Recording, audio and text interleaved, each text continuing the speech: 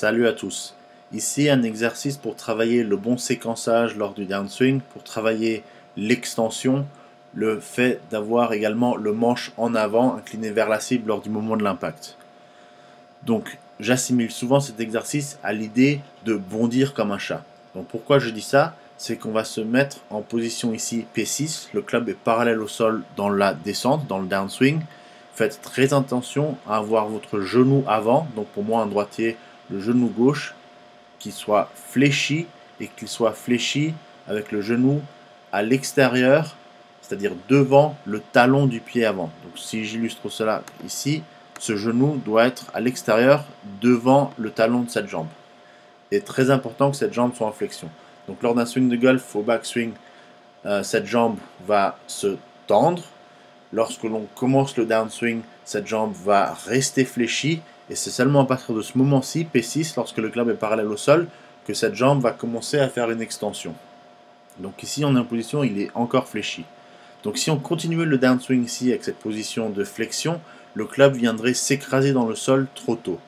Donc forcément, pour éviter cela, on va faire en sorte que l'on fasse cette extension au niveau des jambes, au niveau du bassin, au niveau du torse, du cou, pour faciliter le mouvement vers le haut des mains, pour faciliter un angle d'attaque qui soit légèrement descendant dans la balle avec un contact balle puis terre. Donc je suis en position, genou avant, devant le talon avant. Si on regarde ensuite de derrière, donc vue de profil, si le club ici est orienté vers la caméra, c'est bon, pas de problème. Donc je m'assure bien qu'il y a une extension du poignet arrière. Si le club est légèrement vers l'intérieur comme ceci, c'est bon aussi, c'est pas un problème.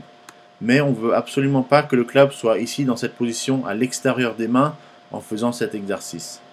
Donc ensuite, quand vous faites quelques mouvements en arrière et vers le bas, en arrière et vers le bas, pour donner un peu de mouvement au club, un peu de fluidité, et vous frappez la balle comme ceci. Vous bondissez comme un chat. Donc on voit bien là les jambes qui sont en train de se tendre, l'extension. Genou fléchi, extension.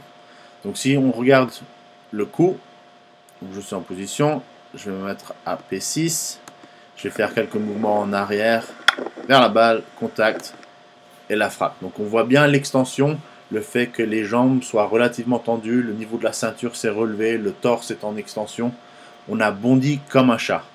Faites cet exercice d'abord doucement, puis accélérez, augmentez la vitesse. Jouez bien, merci.